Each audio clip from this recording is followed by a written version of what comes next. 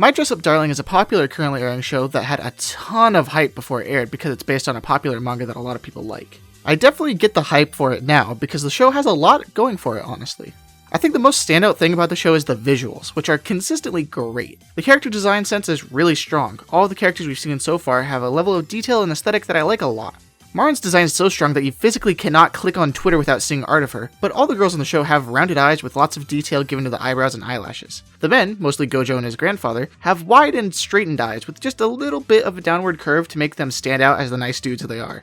All this detail in the faces lets the show be very expressive with the, expressions of the characters, which helps sell some of the scenes which might otherwise come off as maybe a bit melodramatic. I also just really like Marin's friend Sugiya's hair because of the cool two-color like red and black scheme it has going on. Just really speaks to my aesthetic, honestly.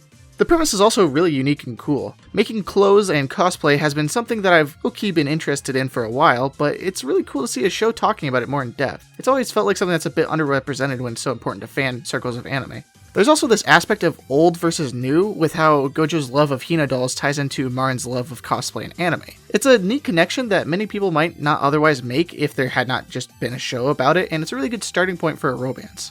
To be honest though, I wasn't really sold on the show right away just from the visuals and the premise though. The premise can be a bit overdone in how it's conveyed, with like the first scene being when the main character is 8 or so with a small girl saying, very oddly, "Why do you like dolls? Aren't you a boy? I hate you." And I just found it really like robotic and not quite how kids speak necessarily, but sure, it's fine. Later when he meets Marin and she sees a Hina doll that he really likes, she also immediately adores it, and he makes a big show of her being the first person ever his age to not find it weird or whatever. It kind of made me roll my eyes just a little bit. Like, surely there are other people who wouldn't be rude about it, but it's fine as a thing tying them together since the idea is that Marin also has a weird hobby, and so she's a bit more tolerant than others. Personally, in my experience, I think most people, as long as you're not super obnoxious about it, can honestly get into pretty much anything, or at least be cool with you being into weird things.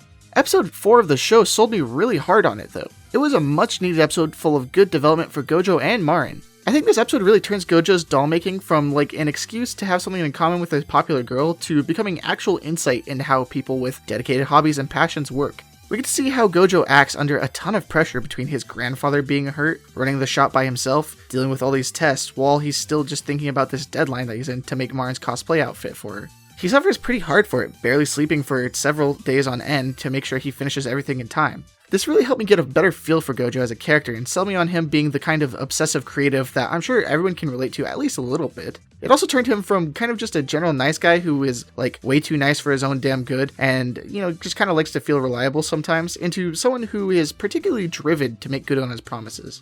It also makes Marin cognizant of how her relationship with Gojo could easily teeter into harmful for him, given that she's asking a lot of him and not really giving much in return.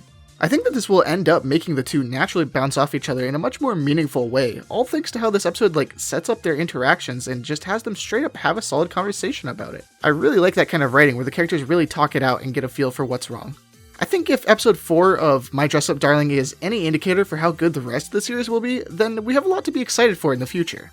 Let me know your thoughts on the show below, and make sure as always to have a good one. Thanks.